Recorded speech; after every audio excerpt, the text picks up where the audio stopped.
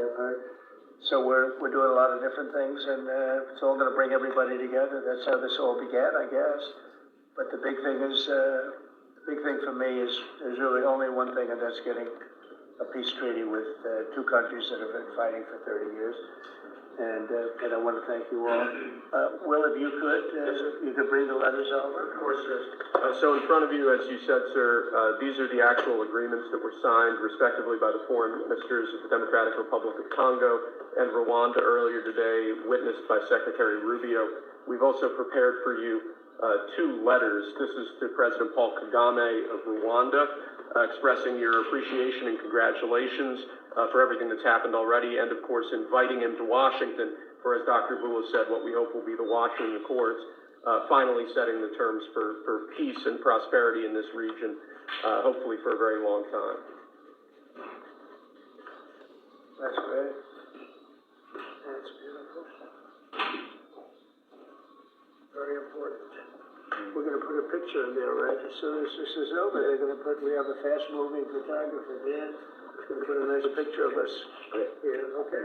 That's good. And this is a letter to President Tshisekedi, the Democratic Republic of Congo, again congratulating him on settling this long-running war and inviting him to Washington, D.C. for the final conclusion of the agreement, hopefully soon. That's great.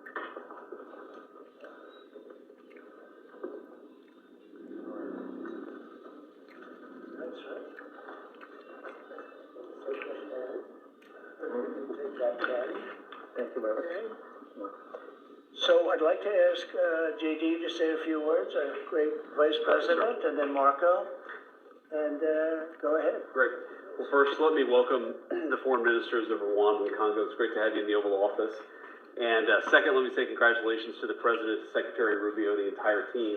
I think for the people of these two countries, they should know that the United States is committed to the pathway of peace.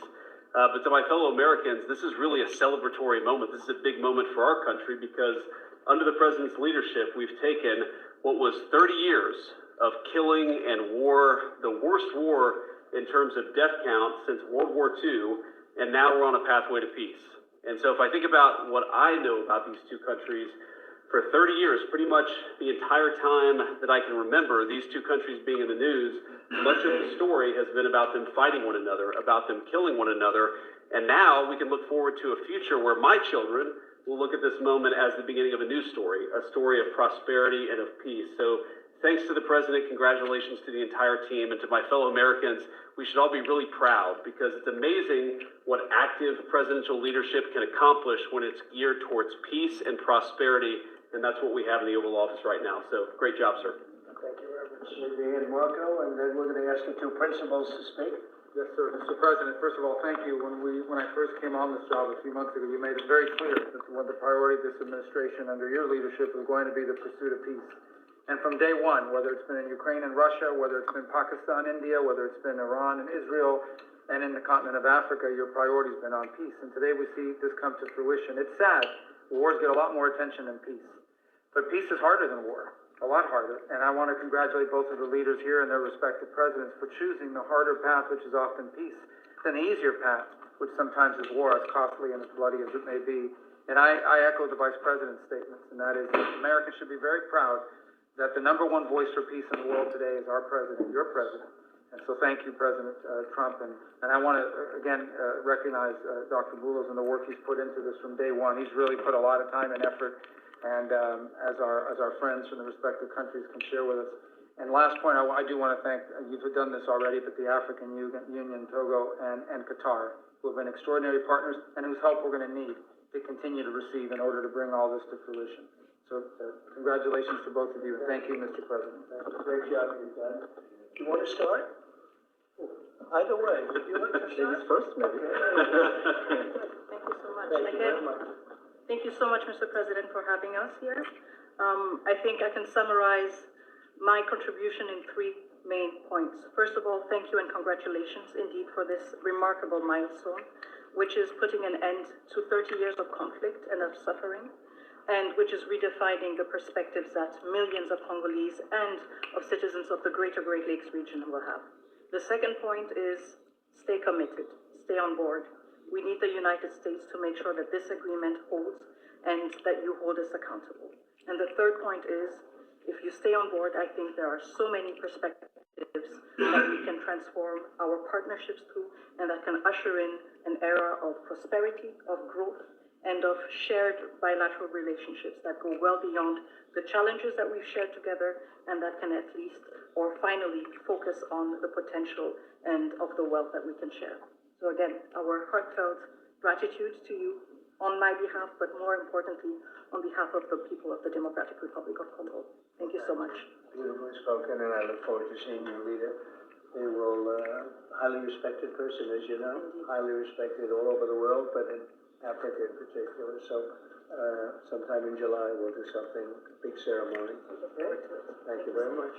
Please. Thank you very much, Mr. President. This is indeed a historic day. Because it's the signing of a peace agreement between Congo and Rwanda to end a conflict that has been going on for 30 years.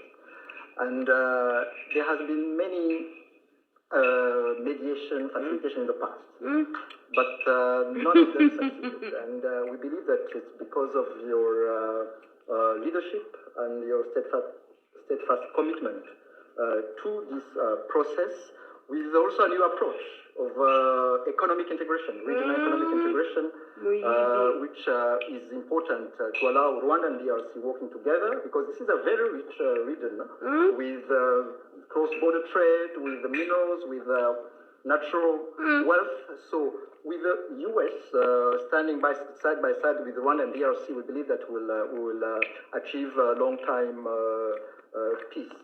And we also believe that, as my colleague from DRC stated, it's important for the United States to stay committed, because today we signed, but now we need to implement what we have signed in order to open this new era you were talking about of prosperity, so that we can reap the economic dividend of peace. So for this economic integration framework to be implemented, it's important for the U.S. to accompany the parties to implement what we have signed, because in the past we have signed